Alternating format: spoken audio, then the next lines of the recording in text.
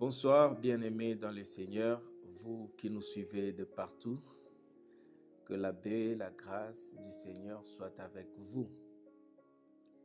Nous bénissons le nom de l'Éternel qui nous permet aujourd'hui de revenir encore afin de poursuivre notre programme sur le fondement de la foi. En effet, nous avons commencé notre programme il y a quelque temps déjà. Et j'ai béni le Seigneur pour tous ceux qui nous suivent de partout. Nous bénissons le Seigneur pour les réactions que nous avons ici et là. Nous bénissons le Seigneur pour la fidélité de bien-aimés qui sont toujours présents chaque jour à partir de dimanche jusqu'à jeudi pour nous suivre en live. Et béni soit le nom du Seigneur. Alors, vous qui commencez déjà à vous connecter, veuillez partager la vidéo afin d'inviter plusieurs et qu'ensemble nous puissions passer des bons moments dans la présence de notre Dieu. Partagez la vidéo, partagez et que le Seigneur notre Dieu nous fasse du bien. Partagez la vidéo, ceux qui sont déjà en ligne, partagez la vidéo. Et gloire à Dieu, gloire à Dieu. Nous sommes en train de parler de fondement de la vie chrétienne parce qu'il est plus que temps, il est important pour le moment de pouvoir revoir les fondations, de pouvoir fixer ce qu'il y a à fixer. Alors ici, comme je disais, je remercie tous ceux qui nous suivent. Je remercie notamment tous nos partenaires qui sont partout dans le monde, qui nous soutiennent dans ce ministère. À Meikron, nous sommes une organisation missionnaire, mission évangélique internationale Christ Roi des Nations. Nous sommes focalisés dans la mission et si vous voulez savoir un peu plus sur ce que nous faisons, visitez notre site internet qui est www.meikron.org www.meikron.org et visitez notre site internet et vous en saurez beaucoup plus sur ce que nous faisons, sur notre ministère et Dieu vous bénira.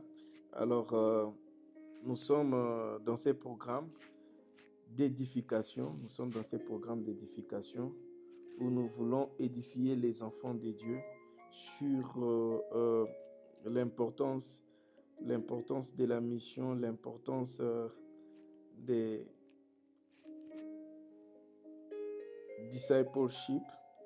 Merci pour ceux qui sont déjà connectés. Nous saluons la présence de Maman Anikas. Nous saluons la présence de... Attends, je ne vois pas encore, mais je crois par la grâce de Dieu, on va voir. Yes. Cédric Toumba qui nous suit à partir de la Tunisie, que Dieu te bénisse. Alors, je vais faire une petite récapitulation de ce qu'on a vu la fois passée. Joyeuse Pâques, Maman Anikas, joyeuse Pâques à vous tous qui nous suivez. Nous sommes en train de célébrer la résurrection de notre Seigneur. Alléluia. Et Jésus est mort pour que nous puissions le servir et pour que nous puissions amener plusieurs au salut. Alors, ce que nous sommes en train de faire vous aidera certainement à être des bons disciples de Christ. Alors, nous sommes en train d'étudier et notre principal, le principal texte est ce qui est affiché. Là, je veux lire Hébreux 6, 1 à 2. Nous saluons la présence de Maman Mimiche Pambou. Nous saluons la présence d'Enis Maswaku. Bienvenue dans ces lives. Partagez. Invitez les amis. Je vais lire les textes. Hébreux 6, 1 à 2. C'est pourquoi, laissant la parole qui n'enseigne que les premiers principes du christianisme, tendons à la perfection et ne nous arrêtons pas à jeter tout de nouveau les fondements de la repentance des œuvres mortes et de la foi en Dieu, de la doctrine de baptême et de l'imposition de mains, de la résurrection de mort et du jugement éternel. Ça, c'est notre passage fondamental. Nous sommes en train d'étudier. les éléments fondamentaux de la vie chrétienne. Alors, nous avons commencé avec le premier élément qui est le renoncement aux œuvres mortes. Nous avons fini le sujet et nous avons commencé, ça sera la troisième séance où nous sommes en train d'enseigner sur la foi en Dieu. Hello Mama Wiva, bienvenue dans ces lives. Alors, partagez alors que vous êtes en train de venir lancer de watch party, comme on l'appelle, watch party. En français, c'est quoi? Séance vidéo, ok. Lancez des séances vidéo dans vos pages pour que plusieurs puissent nous suivre, pour que plusieurs se connectent. Merci de partager, Nous saluons la présence de Maman Christine Paka des États-Unis. Que le Seigneur vous bénisse. Donc, nous avons commencé notre sujet sur la foi en Dieu. Patrick Ndala, que le Seigneur te bénisse. Patrick, partage la vidéo, lance une séance vidéo sur ta page. Bienvenue à Sephora Roemankulu. Que Dieu te bénisse, ma soeur Sephora, qui nous suit, je le crois, à partir de Ghana. Partagez la vidéo. Nous sommes en train d'évoluer. Et je vais faire un petit rappel de ce qu'on a vu la fois passée. Nous avons commencé à décrire, à décortiquer la foi en Dieu. Qu'est-ce que la foi en Dieu? Nous avons montré, lisons Hébreux chapitre 11, verset 1. La foi est une ferme assurance de choses qu'on espère, une démonstration de celles qu'on ne voit pas. Alors nous avons dit ceci, une ferme assurance de choses qu'on espère, une démonstration de ces choses-là qu'on ne voit pas. Choses qu'on espère, la Bible ne nous donne pas le droit, nous, de remplacer choses par ce que nous pensons ou par ce que nous voulons. Quand la Bible dit la foi est une ferme assurance de choses qu'on espère, la Bible n'a pas laissé une indéterminée là. La Bible a pris soin de définir quelles sont ces choses-là. Et c'est ce qui était notre focus la fois passée. Nous avons défini ces choses-là. Alors, nous avons lu le chapitre 11, nous avons parcouru le chapitre 11, le verset 3. La Bible dit, c'est par la foi que nous reconnaissons que le monde a été formé par la parole de Dieu, en sorte que ce qu'on ne voit pas n'a pas été fait des choses visibles. Nous avons montré, en lisant le verset 3, le verset 7, le verset 20, le verset 40, que la Bible ne parle pas des choses matérielles. Quand elle dit la foi est une ferme assurance de choses qu'on espère, ces choses qu'on espère, ce n'est pas la maison, ce n'est pas la voiture, ce n'est pas quoi que ce soit. Et la Bible a pris point de définir. Alors nous avons défini cette chose-là. Nous avons lu Hébreux 11, verset 13. La Bible dit ceci, c'est dans la foi qu'ils sont tous morts. C'est dans la foi qu'ils sont tous morts, c'est-à-dire parlant des héros de la foi qui sont dans la Bible. Ils sont tous morts sans avoir obtenu les choses promises. Sans avoir obtenu les choses promises, mais ils les ont vues et saluées de loin, reconnaissant qu'ils étaient étrangers et voyageurs sur la terre. C'est-à-dire les choses qui étaient promises. Ces choses-là qui sont l'objet de l'espérance de la foi. La foi est une ferme assurance de choses qu'on espère. Ces choses-là, Hébreux 11, 13 dit que c'est dans la foi qu'ils sont tous morts sans avoir obtenu les choses promises. C'est-à-dire des choses qui étaient l'objet de leur foi. De qui on parle, ils n'ont pas obtenu. On est en train de citer Abel, on est en train de citer Sarah, on est en train de citer Abraham. Et on dit qu'Abraham n'a pas obtenu les choses promises. Mais il est mort dans la foi, il a vu de loin et salué. Or, en lisant la Bible, nous avons vu que Abraham avait reçu Isaac. Parce que, comment la Bible dit, il n'a pas obtenu les choses promises. Parce que Isaac n'était pas la chose promise que la foi espérait. Non. La foi n'espérait pas, la foi d'Abraham n'espérait pas un enfant. C'est pourquoi la Bible dit dans Hébreux 13, 11, 13, qu'il est mort dans la foi sans obtenir. Maintenant, la Bible va plus loin pour dire qu'Abraham, par rapport à sa foi, il n'espérait pas un enfant parce que la foi n'espère pas un enfant. La foi n'est pas une ferme assurance d'un enfant qu'on espère, non, ou d'une maison qu'on espère, non, ou d'une... non.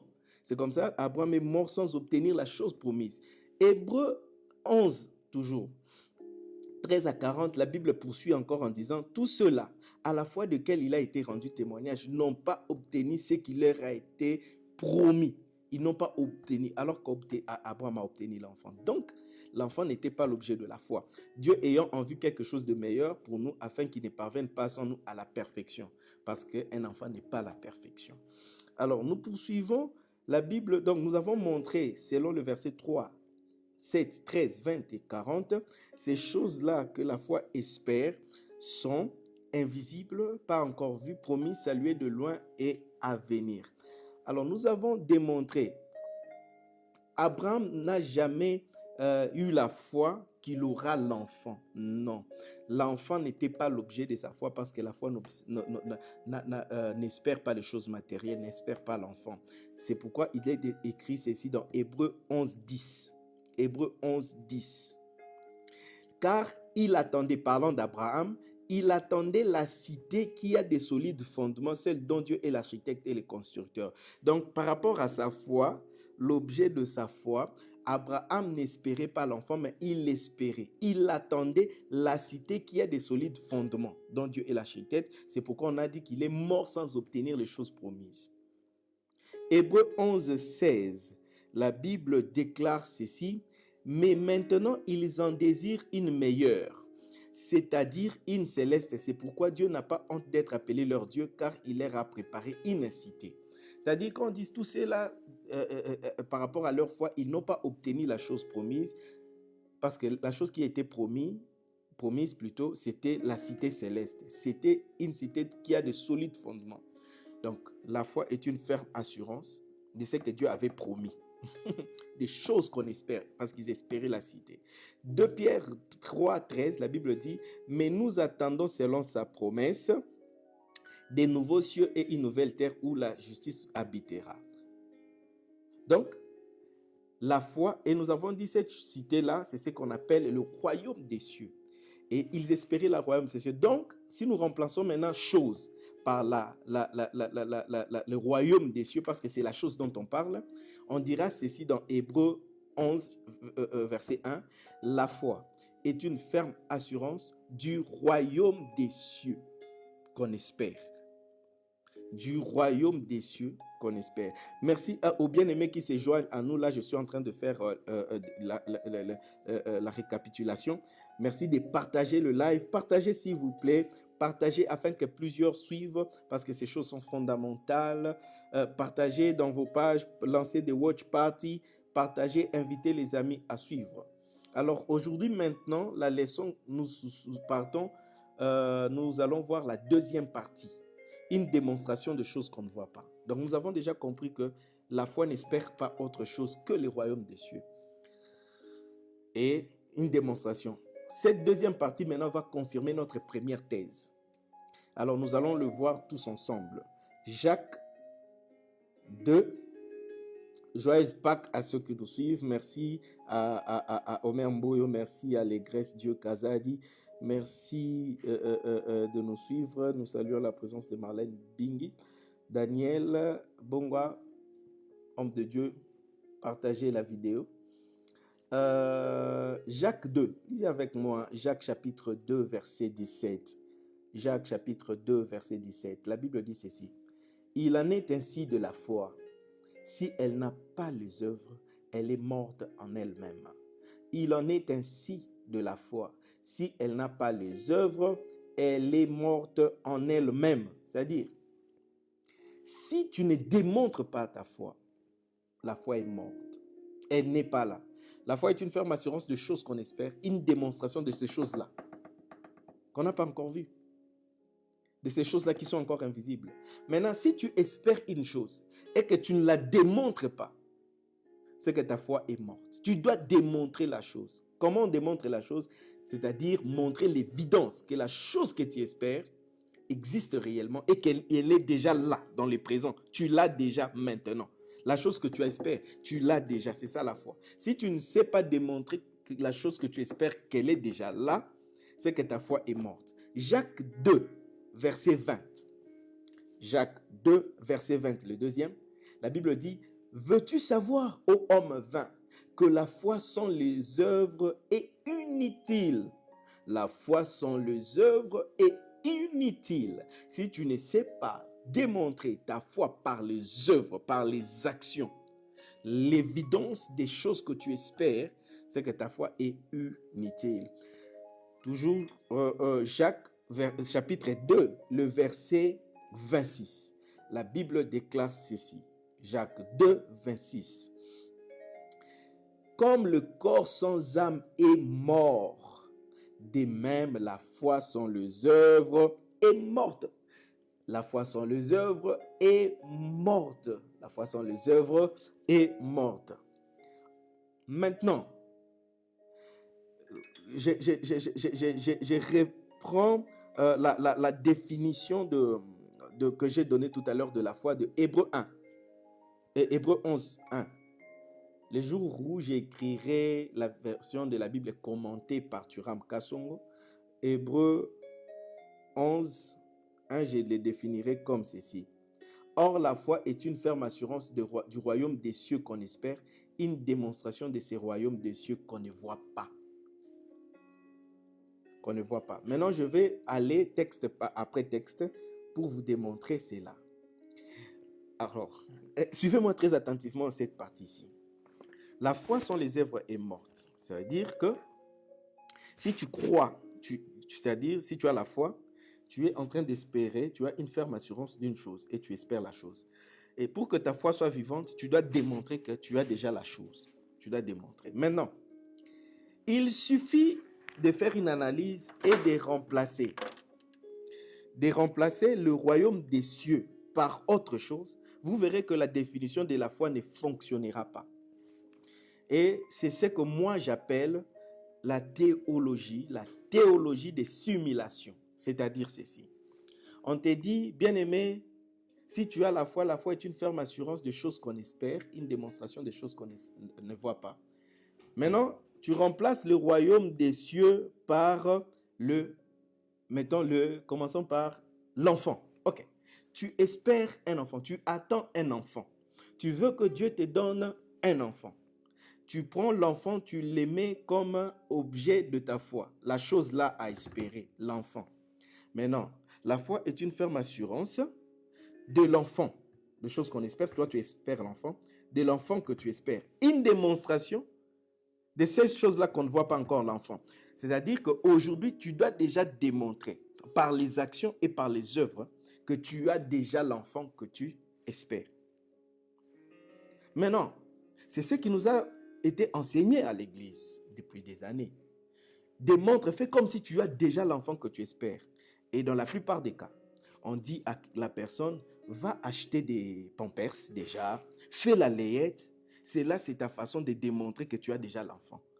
Cela est une façon de montrer que tu as déjà la chose. On te dit, fais la layette, arrange déjà la chambre de l'enfant. C'est ta façon de démontrer la foi. Ok, avançons.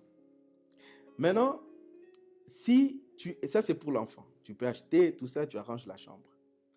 Maintenant, si la chose que toi tu espères, c'est souvent, par exemple, la voiture. Tu dois démontrer comme si tu as déjà la voiture aujourd'hui. Qu'est-ce que tu vas faire? On nous dit souvent, va par exemple demander le prix des voitures, achète-toi par exemple un trousseau de clés, je ne sais pas, promène-toi avec une clé que tu es en train de secouer, imagine-toi, c'est-à-dire crée des scénarios, visite ton parking, fais comme si tu as déjà la voiture. Ok. Maintenant, si la chose que j'espère, c'est le mariage, si la chose que moi, j'espère, c'est le mariage, la foi est une ferme assurance des choses qu'on espère. Ok, moi, j'espère le mariage. Je remplace chose par mariage. Je dois démontrer aussi, parce que sans démonstration, ta foi est morte et inutile. Tu dois toujours démontrer. Maintenant, si quelqu'un espère le mariage, comment va-t-il démontrer qu'il a le mariage? Vous allez lui dire qu'il achète une alliance? Non. Il doit faire des choses que les mariés font pour démontrer sa foi. Parce que la seule chose qui fait la différence entre les célibataires et les mariés, ce n'est pas l'alliance. Parce que même célibataire, on peut mettre l'alliance au doigt. Ce qui fait la différence entre l'état des célibataires et l'état des mariés, c'est seulement le lit conjugal. C'est le lit conjugal. Maintenant, si toi, tu espères les mariages, tu remplaces choses qu'on espère par mariage et que tu dois démontrer. Qu'est-ce que tu dois démontrer?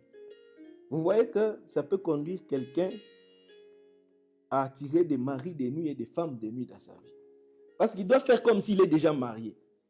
Autre chose, donc c'est-à-dire, il doit démontrer sa foi. S'il espère les mariages, il doit déjà aujourd'hui commencer à vivre comme s'il est marié. Or, comment vivent les mariés? La seule chose qui distingue les mariés, c'est les lits conjugaux.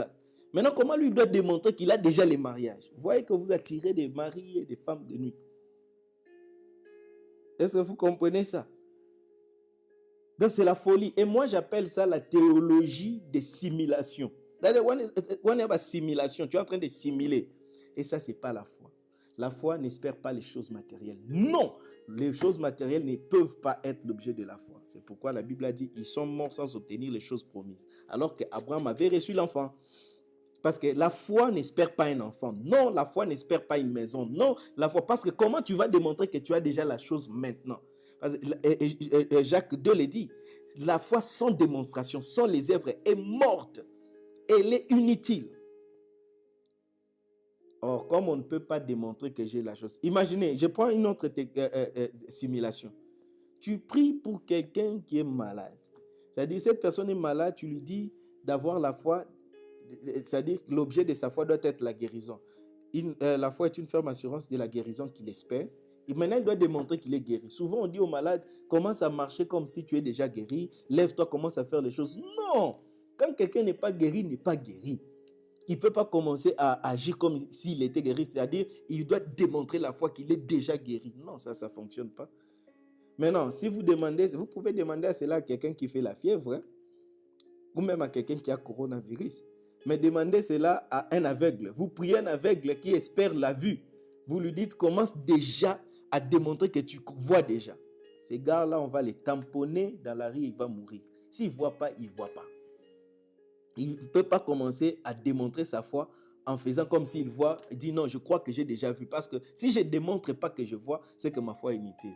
Vous voyez que nous tombons dans une illogique, dans quelque chose qui n'est pas logique. La foi n'espère pas le matériel, sinon c'est une théorie ou une théologie de simulation. Donc c'est là déjà, vous devez balayer cela de votre compréhension. Alors avec les Écritures, je vais vous montrer certaines choses. Romains 14, 17. La foi espère seulement le royaume des cieux. Retenez, la foi n'espère que le royaume des cieux. Et je vais vous montrer maintenant comment on démontre le royaume des cieux. Romains 14, 17, la Bible dit, car le royaume des dieux, ce n'est pas le manger et le boire, mais la justice, la paix, la joie par le Saint-Esprit. Je répète, Romains 14, 17, car le royaume des dieux, ce n'est pas le manger et le boire, mais c'est quoi? C'est la justice, oh my God, la paix, oh my God, la joie. Par qui? Par le Saint-Esprit. C'est-à-dire ceci, la foi est une ferme assurance du royaume de Dieu, du royaume des cieux qu'on espère. Or, le royaume des cieux, ou le royaume de Dieu, ne consiste pas dans le manger, dans le boire, des choses matérielles, mais c'est la justice, la paix, la joie. C'est-à-dire que si tu espères, si tu as la foi, c'est-à-dire tu espères le royaume des cieux, et tu dois le démontrer. Comment tu dois le démontrer? Tu dois le démontrer par la justice, par la paix, la joie. Et qui te donne cette paix-là, qui te donne cette joie-là? C'est le Saint-Esprit. Qui te donne cette justice-là? C'est le Saint-Esprit. C'est le Saint-Esprit.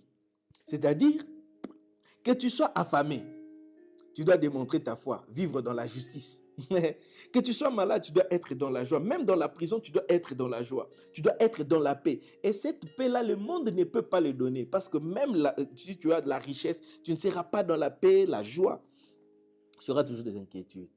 Et la démonstration de la foi, c'est justement vivre selon les valeurs du royaume. C'est-à-dire la justice. Dans la justice, là, nous avons beaucoup de choses. Nous allons avoir le temps de démontrer cela. La paix, la joie. Donc, parce que ça, c'est démontre. Comment on dit? On peut les démontrer. I wanted to find the word for it. On peut démontrer la foi. La foi est une ferme assurance. Parce que sans démonstration, la foi est morte, inutile. Et la foi n'espère que le royaume des cieux. Et le royaume des cieux consiste quoi? La justice, la paix, la joie dans le Saint-Esprit. Romains 8, 24 à 25. Romains 8.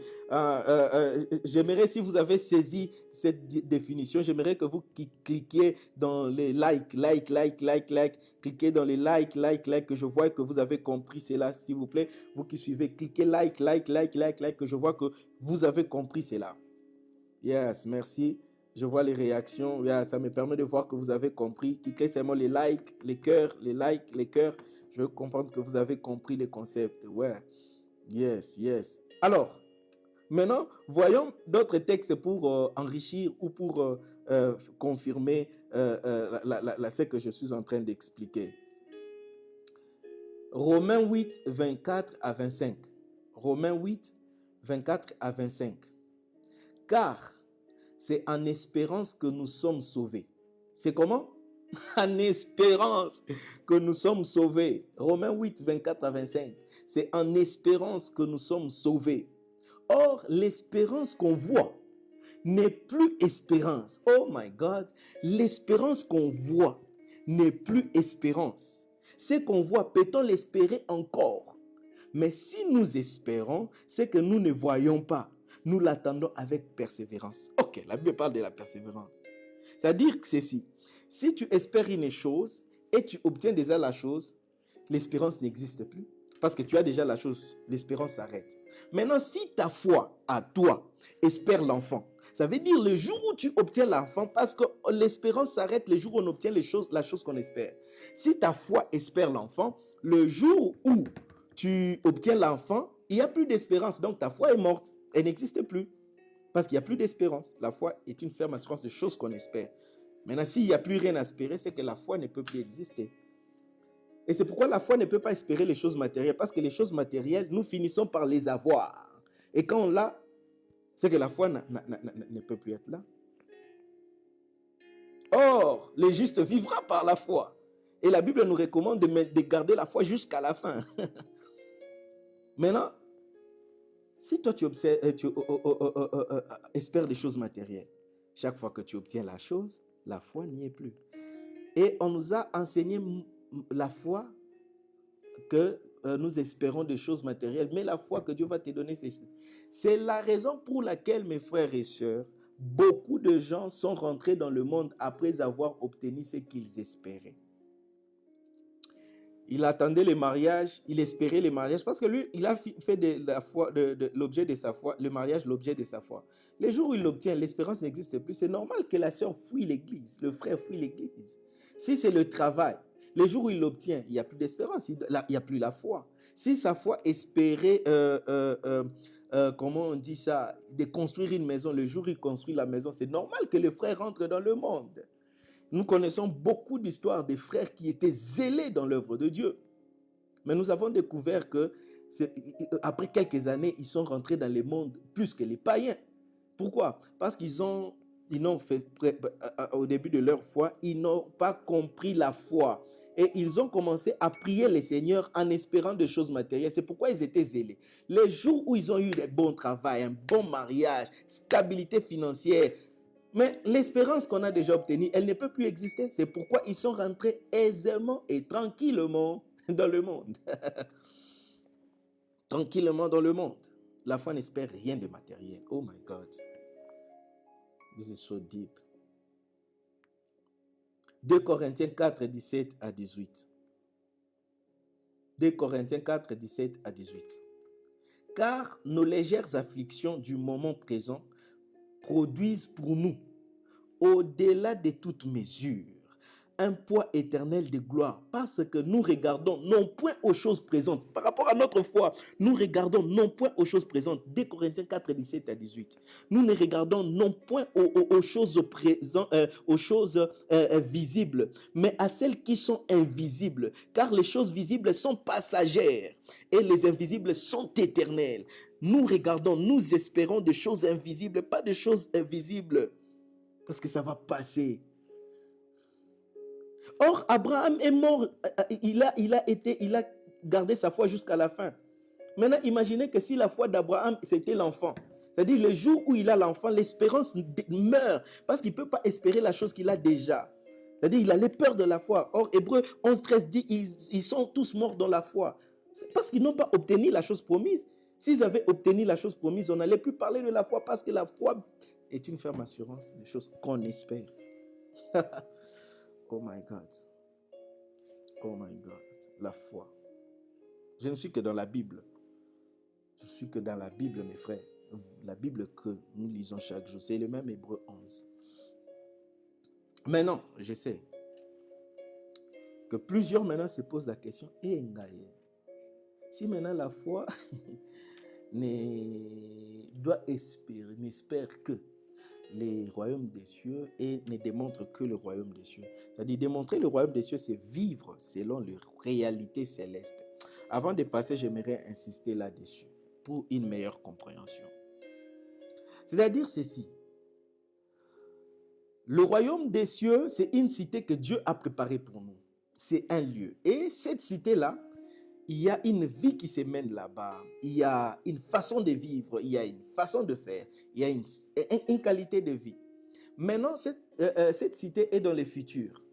Et Dieu te dit, espère cette cité-là, je vais te la donner parce que c'est la chose qu'il a promis à tous les héros de la foi. Et tous ces héros de la foi étaient en train d'attendre cette cité céleste-là. Maintenant, comme c'est un pays, c'est une nation, je vais donner un exemple avec la réalité que nous vivons. Je suis au Congo et je vais aller aux États-Unis. Vous savez qu'il est possible que je vive au Congo comme on vit aux États-Unis. Comment? Je m'habille comme on s'habille aux États-Unis. Je mange comme on mange aux États-Unis. Je parle la langue des États-Unis. Oh, je commence à parler l'anglais. Vous savez que si je développe seulement mon anglais en étant à Kinshasa, je travaille un peu ma teinture en restant beaucoup de temps sous le air conditionné. Je mange bien, je parle anglais et je peux sortir, je mets du parfum, je peux sortir et dire aux gens que actuellement j'ai vu aux États-Unis, je suis venu en vacances, les gens vont croire. Pourquoi? Ils verront les signes des États-Unis. Je parle l'anglais des Américains, je m'habille comme un Américain, j'agis comme un Américain, je mange comme un Américain. Les gens vont croire. Ça, c'est ma façon de démontrer que j'ai déjà été aux États-Unis. Et les gens peuvent croire facilement que j'ai déjà été aux États-Unis. Parce que c'est un pays, il y a une façon d'être, il y a une façon de vivre. De la même manière, le royaume des cieux, c'est une cité, c'est un royaume où il y a des lois, il y a des principes, il y a une façon de vivre. Maintenant, par le Saint-Esprit, au travers de la parole de Dieu, nous comprenons la vie du royaume. Et démontrer maintenant le royaume qu'on espère, parce qu'un jour on sera là-bas.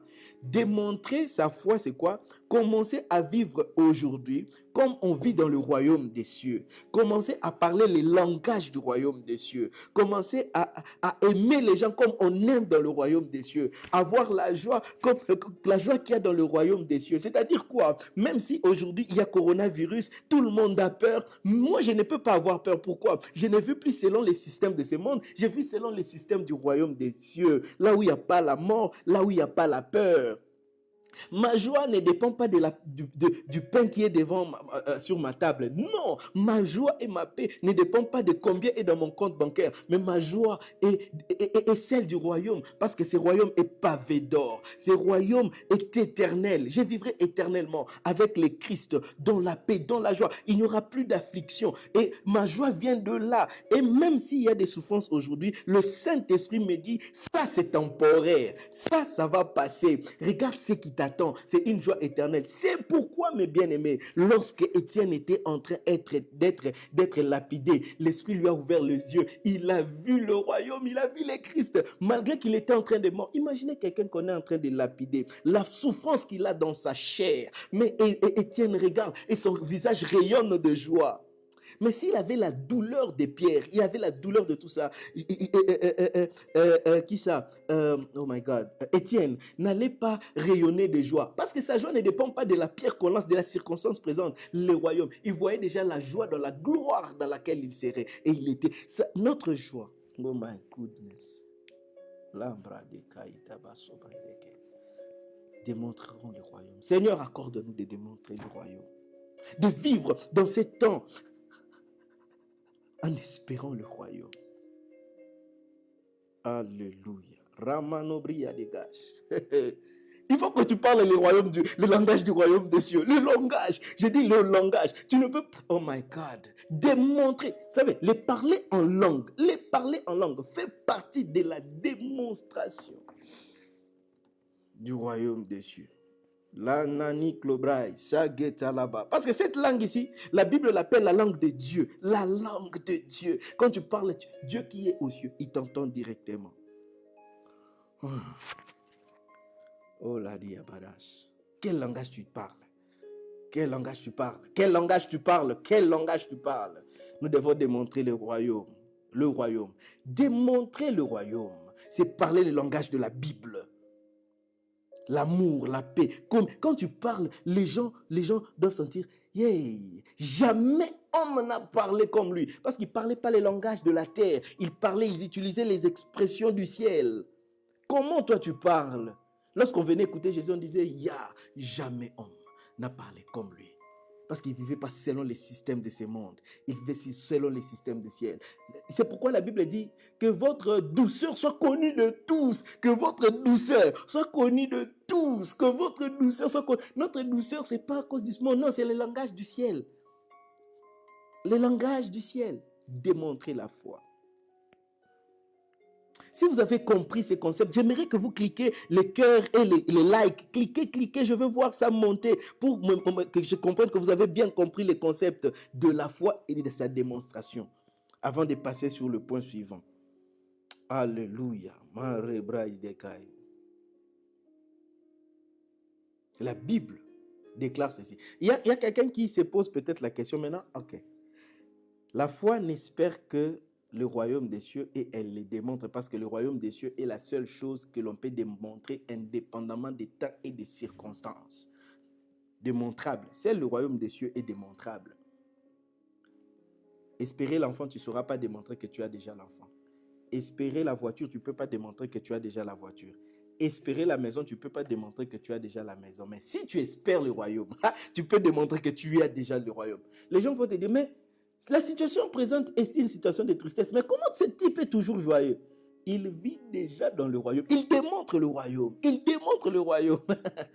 Comment cette personne, tout le monde est en crise, tout le monde vole. Mais lui, il ne vole pas. Il reste intègre. Parce que le royaume de Dieu consiste à la justice. La justice, il doit toujours être juste, correct. Il ne vole pas parce qu'il démontre. Il vit dans un autre système. Il démontre quelque chose. Maintenant, quelqu'un se pose la question, ok, comment maintenant pour opérer les miracles? C'est-à-dire, quand je suis malade maintenant, qu'est-ce que je dois... Bon, je ne peux pas espérer la guérison pour dire que j'ai la foi. La foi, je ne peux pas dire j'ai la foi parce que l'objet de ma foi, c'est la guérison. C'est-à-dire, j'attends la guérison. Non. Maintenant, si je suis malade, comment je fais? Alors, je vous montre comment la foi deal avec les miracles. Cette partie ici, si vous écrivez, vous pouvez l'intituler « La foi et les miracles ». La foi et les miracles. Les mécanismes de la foi et du miracle. Suivez très attentivement les mécanismes de la foi et des miracles. C'est-à-dire, si tu as la foi, ça ne veut pas dire que tu espères les miracles que tu vas voir. Tu veux voir, non. Tu veux prier pour un malade, tu commences à espérer que les malades est guéri. Non. Tu ne peux pas. La foi, ce n'est pas espérer la guérison ou les miracles que tu veux voir. La foi et les miracles. Comment cela interagit? Matthieu 21, 22. Matthieu 21, 22. Matthieu 21, 22. La Bible dit ceci. Tout ce que vous demanderez avec foi, par la prière, vous le recevrez. Tout ce que, Matthieu 21, 22, tout ce que vous demanderez avec foi, par la prière, vous le recevrez. Tout ce que vous demanderez avec foi, je répète, par la prière, vous le recevrez. La Bible dit ceci. Tu as un besoin. Le besoin peut être la maison. La Bible dit, tu veux avoir la maison. La Bible dit ceci. demande la maison par la prière. Demande la maison par la prière. C'est-à-dire, viens avec la prière. Seigneur, j'ai besoin d'une maison. Seigneur, je veux une maison. Mais pour que le Seigneur t'écoute et exauce ta prière, te donne une maison, tu ne dois pas faire l'exercice mental que tu as déjà la maison. Tu ne dois pas démontrer que tu as déjà la maison, mais tu dois avoir la foi. Je ne sais pas si je me fais comprendre. C'est la prière qui nous donne accès aux choses matérielles. C'est la prière qui nous donne accès à tout ce que nous avons comme besoin. Mais pour avoir cette chose-là, tu dois être agréé par Dieu. Or, la Bible dit ceci. Or, sans la foi, il est impossible d'être agréable à Dieu. C'est-à-dire, la condition pour que ta prière opère, tu dois avoir la foi. Et la foi, c'est quoi? C'est une ferme assurance du royaume des cieux qu'on espère et une démonstration de ces royaumes-là. C'est-à-dire, tu dois avoir la foi. Je relis encore. Tout ce que vous demanderez avec foi. C'est-à-dire, le préalable, c'est que tu dois avoir la foi. Et la foi, c'est quoi? L'espérance du royaume des cieux et la démonstration du royaume des cieux. Quand tu espères le royaume, tu démontres le royaume. Maintenant, quand tu viens, tu pries. La Bible dit prie. Prier veut dire demander à Dieu, parler à Dieu. Tu dis à Dieu, j'ai besoin d'une maison. Et puisque tu as la foi, tu es agréé par Dieu, Dieu va exaucer ta prière. Donc, la chose qui fait que les miracles s'opèrent, ou je peux dire, ce qui deal directement avec nos besoins et les miracles qu'on espère, c'est la prière. La prière. Mais pour que ta prière soit efficace, tu dois avoir la foi, selon ce que j'ai défini. Je donne un autre texte, Jacques 5, 14 à 15. Quelqu'un parmi vous est-il malade? Jacques 5, 14 à 15. Jacques 5, 14 à 15. Quelqu'un parmi vous est-il malade? Qu'il appelle les anciens de l'Église et que les anciens prient pour lui en lui oignant d'huile au nom du Seigneur. La prière de la foi sauvera le malade.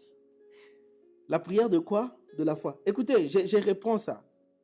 Jacques 5, 14 à 15. Quelqu'un parmi vous est-il malade? Qu'il appelle les anciens de l'Église et que les anciens prient. C'est-à-dire la prière, qu'ils prient pour sa guérison. Ils doivent prier et demander la guérison à la prière. Mais pour que leur prière soit exaucée, la Bible dit, la prière de la foi sauvera les malades. C'est-à-dire la prière des personnes qui ont la foi. Qui a la foi? C'est celui qui espère le royaume et qui démontre le royaume. C'est sa prière maintenant qui va sauver les malades. Est-ce que vous avez compris cela? Je donne un autre texte. Philippiens 4, 6. Philippiens 4, 6. Ne vous inquiétez de rien, mais en toute chose faites connaître vos besoins à Dieu par des prières. La Bible ne demande pas de faire des exercices physiques comme vous avez déjà obtenu les choses que vous voulez avoir. Non, la Bible vous dit, faites connaître vos besoins. Faites connaître vos besoins à Dieu par des prières et des supplications avec des actions de grâce. C'est-à-dire, viens avec ton problème, Seigneur. Et puis il dit supplication, c'est-à-dire, bonne-la et supplie-les. Seigneur, je veux cette maison. Bien-aimé, tu n'as pas besoin d'un exercice mental. Tu n'as pas besoin de faire quoi que ce soit pour dire que je crois que j'ai obtenu la chose. Non. Supplie Dieu, plaire dans la prière avec supplication, avec des actions de grâce. Mais pour que Dieu écoute tes supplications, pour que Dieu écoute tes prières, tu dois être agréable à Dieu. Et pour être agréable à Dieu, tu dois avoir la foi. C'est-à-dire, tu dois espérer le royaume des cieux et démontrer le royaume des cieux dans ta vie de tous les jours. Vivre dans la justice. Vivre selon le principe du royaume. Avoir le langage du royaume. Les attitudes du royaume. La joie, la paix, les tempéraments du royaume. Les fruits du Saint-Esprit. Le fruit du Saint-Esprit. Le fruit du Saint-Esprit. Parce que c'est par le Saint-Esprit qu'on démontre le royaume. Alors, si vous avez déjà compris jusque-là comment la foi deal avec les miracles, j'aimerais que vous puissiez cliquer encore sur les likes et les cœurs pour que je voie que vous avez compris. Cliquez, que je voie que vous avez compris cela et je veux continuer. Jacques 5, 16. Jacques 5, 16. Ok, Jacques 5, 16. La Bible dit ceci. Confessez donc vos péchés les uns aux autres. Confessez donc vos péchés les uns aux autres et priez les uns pour les autres. Priez les uns pour les autres, la prière. Priez les uns pour les autres afin que vous soyez guéris. Oh my God. Pour que vous soyez guéris, vous devez prier. Parce que la guérison est un miracle. Et pour voir ces miracles-là, vous devez prier. Et maintenant, la Bible dit, la prière fervente du juste a une grande efficacité. La prière fervente du juste. Maintenant, pour que votre prière opère ces miracles-là, vous devez être juste. Et la Bible dit, le juste vivra par la foi. Le juste vivra par la foi. Donc, on est justifié par la foi. On est justifié par la foi. Et non par les œuvres, non, par la foi. Donc, pour que ta prière fonctionne, tu dois avoir la foi. Et la foi, c'est quoi? Espérer le royaume et démontrer le royaume. Maintenant, si la Bible dit, si tu es juste, tu es citoyen du royaume, parce que le royaume de Dieu ne consiste pas dans le manger et le boire, mais la justice, la paix, la joie dans le Saint-Esprit. Maintenant, quand tu es juste, c'est ta prière maintenant. C'est ta prière. Parce que Jacques 5, 16, la prière fervente du juste a une grande efficacité. Si tu veux voir les miracles, c'est la prière qui opère les miracles, mais la prière d'un juste, la prière de celui qui a la foi. Hébreux 5, 7.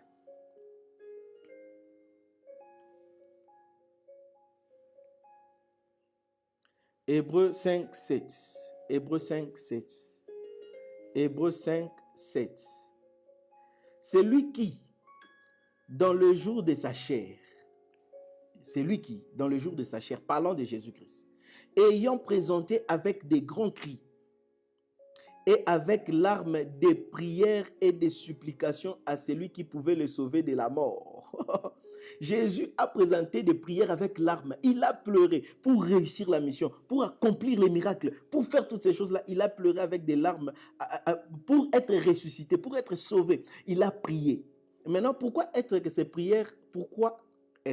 ces prières ont été exaucées? La Bible continue en disant, et ayant été exaucées à cause de sa piété. Quand on parle de la piété, on parle de la valeur du royaume des cieux, à cause de sa justice. C'est ce que ça veut dire. Parce qu'il avait la foi. C'est comme ça, parce que celui qui a la foi est agréable à Dieu. Si tu as la foi, Dieu t'agrée toujours. Dieu t'agrée. Jésus a été exaucé parce qu'il avait la foi, il était agréé par Dieu. Acte 14, 8 à 10. Acte 14, 8 à 10. La Bible dit ceci. À Lystre, s'était né assis un homme impotent des pieds. Un homme impotent des pieds, boiteux de naissance et qui n'avait jamais marché. Il écoutait parler Paul. Écoutez, cet homme était boiteux, il n'avait pas la capacité de marcher. Je suis dans Acte 14, 8 à 10. Et qui n'avait jamais marché. Il écoutait parler Paul. Il écoutait parler Paul. Et Paul, fixant les regards sur lui et voyant qu'il avait la foi. Waouh! Voyant qu'il avait la foi, parce que la foi, c'est voir. Il est impossible que quelqu'un ait la foi sans qu'on le voie, parce que la foi se démontre. Parce que la foi se démontre. Et Paul a vu que cet homme-là avait la foi pour être guéri. Il avait la foi qui ferait en sorte que sa prière sur la guérison s'accomplisse. Il avait la foi. On voit la foi. La foi, c'est voir. La Bible dit, voyant qu'il avait la foi pour être guéri, dit d'une voix forte, lève-toi droit sur tes pieds. Et il s'éleva d'un bond et marcha. Vous savez, quand la Bible dit, Et il dit d'une voix forte, c'est-à-dire Paul a prié. Dire d'une voix forte, lève-toi, c'est une prière, c'est une déclaration de la prière. Lève-toi. Et pourquoi la prière de Paul a été exaucée? C'est qui était aussi le désir de cet homme-là, c'est-à-dire une prière dans son cœur, même s'il n'a pas exprimé. Parce que la Bible dit, à celui qui peut faire infiniment au-delà de ce que nous pensons et demandons. Donc cet homme-là désirait marcher. C'était ça sa prière. Mais Paul a vu qu'il avait la foi. Et Paul a vu, il n'y a plus rien qui empêche qu'il soit, parce qu'il est agréé par Dieu. Il doit s'élever. Et Paul a prié. Et cet homme-là s'est levé. Parce qu'il n'y a pas de miracle si tu ne déclares pas, si tu ne pries pas, si tu ne dis pas. Même si tu as la foi. La foi fait en sorte que tu sois seulement agréable à Dieu. Mais pour obtenir les choses que toi tu veux dans ton cœur, que tu désires, il faut que la prière intervienne. Tu dois prier. Et Paul a dit, lève-toi. Mais cet homme-là, comment est-ce que l'apôtre Paul a vu la foi? Je vais vous expliquer un peu la scène. Paul arrive quelque part à Lystre, il se met à prêcher. Et il y a un homme qui est boiteux, qui ne peut pas marcher depuis sa naissance.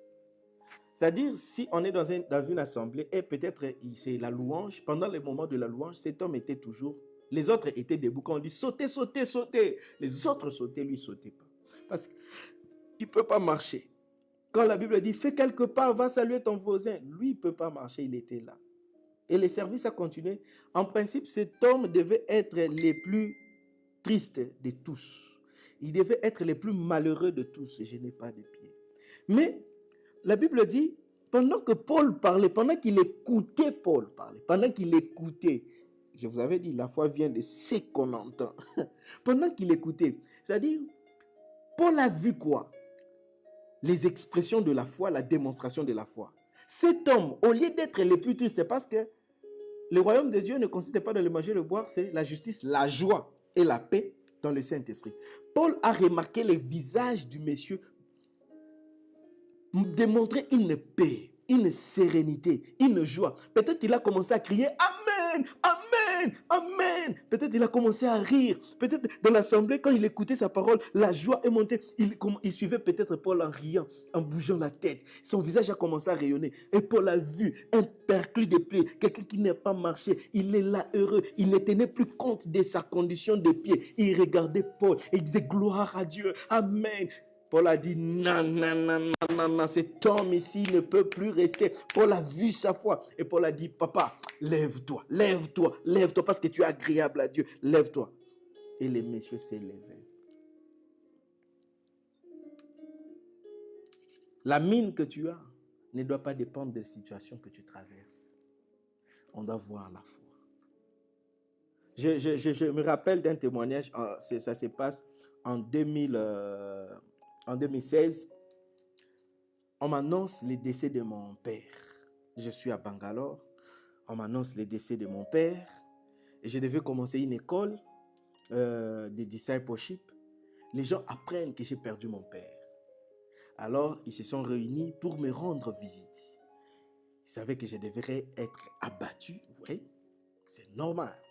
Ils sont venus me rendre visite pour me consoler. Ils arrivent chez moi. Ils entrent dans mon salon. Ils s'assoient. Je commence à parler avec eux. Je partage avec eux. Je les exhorte. Et à la fin, ils sont partis. Quand ils sont partis, le soir, j'ai reçu le texte d'une sœur. Et le lendemain, cette sœur est revenue me voir avec larmes aux yeux. Elle m'a dit, évangéliste, nous, on est venus pour te consoler. Tu as perdu ton papa. Mais c'est toi qui nous as réconfortés. Je pouvais voir, tu dégageais quelque chose. Je suis rentré, j'ai pleuré, j'ai dit, moi, il y a des petites choses qui m'arrivent et je suis abattu. On s'attendait à te voir abattu. Mais on a vu une expression, on a vu, tu as dit des paroles qui nous ont fortifiés. Et j'ai dit, yes, même si mon père est mort, je sais que je vais le retrouver au ciel. Le royaume des cieux est tellement réel pour moi, est tellement vrai pour moi, que c'est-à-dire même si je perds quelqu'un aujourd'hui de très cher, moi aussi un jour je veux mourir. Il a accompli sa mission. Il est parti, moi aussi je veux mourir. Mais je ne l'ai pas perdu pour toujours. Je ne l'ai pas perdu pour toujours. Je n'ai pas perdu mon père pour toujours. Je vais le retrouver dans le royaume. Nous serons là, je m'imagine ces jours-là. Parce que la Bible dit, le mort en en Christ ressusciteront. Lorsque nous allons nous retrouver au ciel, je les prendrai de mon bras parce qu'il a servi les Seigneurs. Alors pourquoi? C'est cette joie-là de les retrouver là-bas qui se manifeste aujourd'hui alors que son corps inerte est là. Je ne vis pas par rapport au corps que je ne vois pas là, mais je vois l'homme que je vais rencontrer dans la gloire. Et je suis dans la joie, son corps est là. Oui, en tant qu'humain, il y a peut-être ce sentiment de tristesse que sa présence physique aujourd'hui n'est pas là. Mais ça n'enlève pas la joie du royaume. Ça n'enlève pas la sérénité, la paix du royaume. Parce que je le vois dans la gloire et je danse avec lui. C'est la même chose qui a fait que Abraham a accepté de sacrifier son fils. Parce qu'il se disait, tellement il avait la foi, il espérait le royaume, il s'est dit, même si c'est Isaac ici, je les tue maintenant. Parce que le mort en Christ ressusciteront. Je les retrouverai dans ces royaumes-là, là où il n'y a pas la mort. Il était prêt à tuer Isaac parce qu'il savait que de toute façon, je vais les retrouver dans le royaume parce qu'il attendait cette cité qui a des solides fondements où la mort ne bouge pas. Alléluia. Alléluia. Matthieu 21, 21 à 22. Matthieu 21, 21 à 22.